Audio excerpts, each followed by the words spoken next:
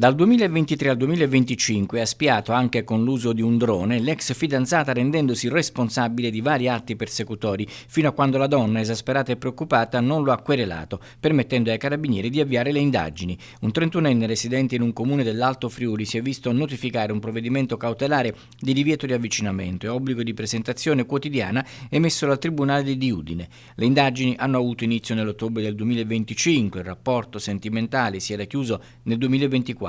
Successivamente alla rottura, la donna ha riferito di ricevere continuamente da parte dell'ex fidanzato richieste insistenti di tornare insieme, oltre a regali e messaggi non graditi.